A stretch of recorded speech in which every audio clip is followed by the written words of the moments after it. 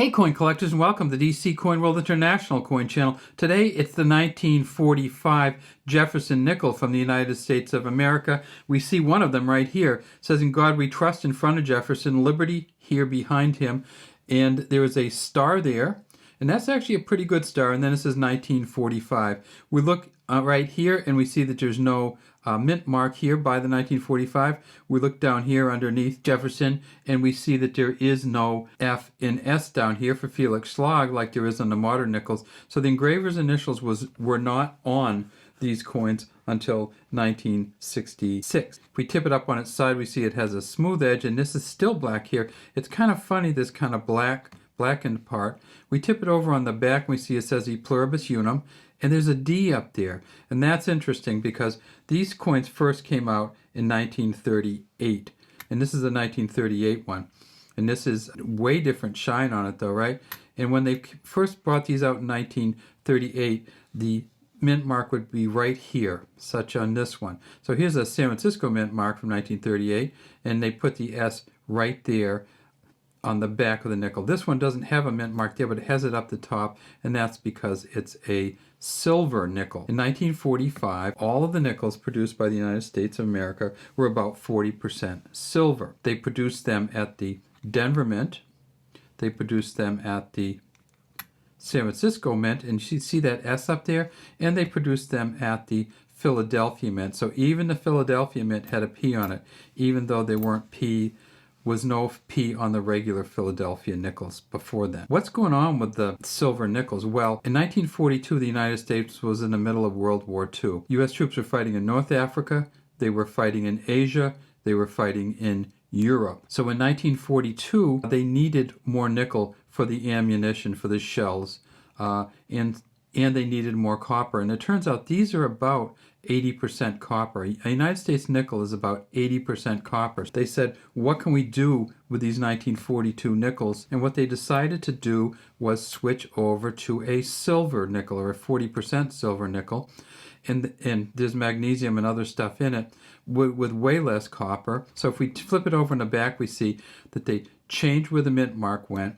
They put the P up here. They changed what was in it. In the middle of 1942, when they started with the silver, until 1945, the coins were about 40% silver. When we look at these coins, we see they're incredibly worn, and you can't really even see Monticello at all. When you try to determine the value of United States nickel, the first thing you look at is the steps on the back. If you can't see the steps on the back, it's not going to be a very high value nickel.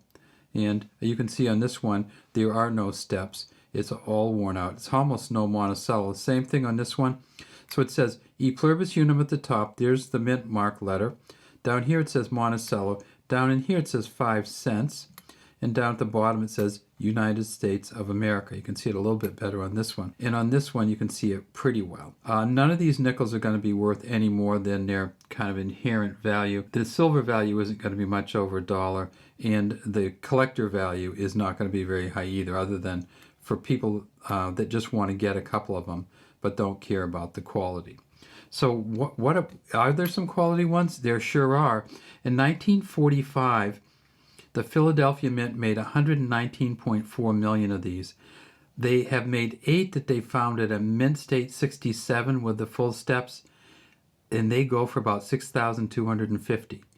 At the Denver Mint, they found 2 so far with the Mint State 68 plus full steps. Those go for 20,000 each. And they found 2 with the Mint State 68 full steps San Francisco Mint coins, and those go for 10,000 each. So if you get one from the best from the San Francisco Mint, the Philadelphia Mint, and the Denver Mint, you're talking about $36,500.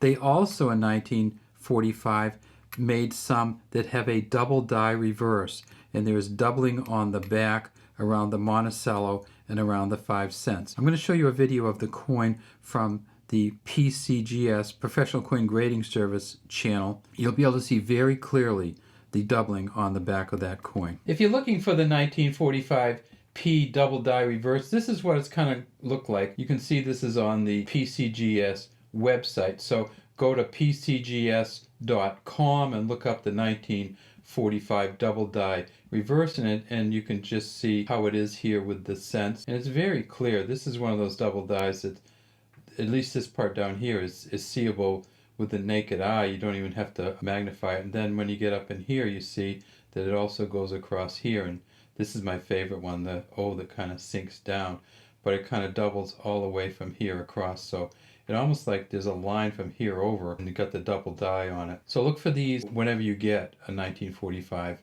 Philadelphia Mint nickel. All right, we're back. We're looking at these coins. So that double die reverse that's on the PCGS, that's worth, it's an MS66 full steps worth about $20,000 each. So if you get the double die reverse, and you get all three of the mints at the best possible mint state level that you can get them, you're going to be talking about $56,250 for all four of them.